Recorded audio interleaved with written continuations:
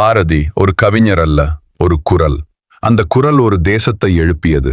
1882ஆம் ஆண்டு எட்டயபுரத்தில் பிறந்த சுப்பிரமணிய பாரதி சிறு வயதிலேயே அசாதாரண அறிவாளி. எழுத்துகளோடு அல்ல, சிந்தனையோடு வளர்ந்தவர். தேசம் அடிமைப்பட்டிருந்த காலம். ஆனால் பாரதியின் மனம் அடிமை இல்லை. அவரது கவிதைகள் அழகுக்காக இல்லை, அவை அரசியல் ஆயுதங்கள். எங்கேயும் காணாத சுதந்திரம் எங்கள் நாட்டில் கண்டேன். இந்த வரிகள் தமிழர்களின் உள்ளத்தில் தீ மூட்டின. ஆங்கிலேய அரசுக்கு பாரதி ஒரு கவிஞன் அல்ல, ஒரு ஆபத்து. அதனால் துன்புறுத்தல், நாடு கடத்தல், வறுமை. புதுச்சேரியில் வாழ்ந்த காலம் அவரது வாழ்க்கையில் மிக கடினமானது. பணமில்லை, உடல் நலமில்லை.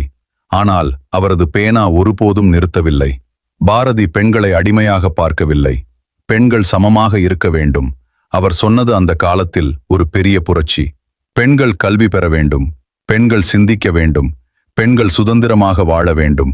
இவையெல்லாம் பாரதி பல வருடங்களுக்கு முன்பே கண்ட கனவுகள்.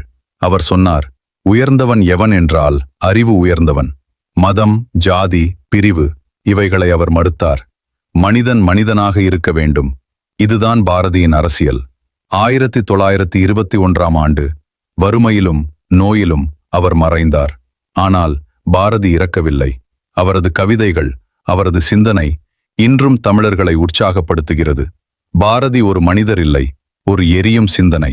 சிந்தனை சுதந்திரமாக இருந்தால் உலகமே மாறும். இது போன்ற மனதை தொடும் வீடியோக்களை தினமும் காண தமிழ் 1 மினிட் சேனலை சப்ஸ்கிரைப் செய்யுங்கள்.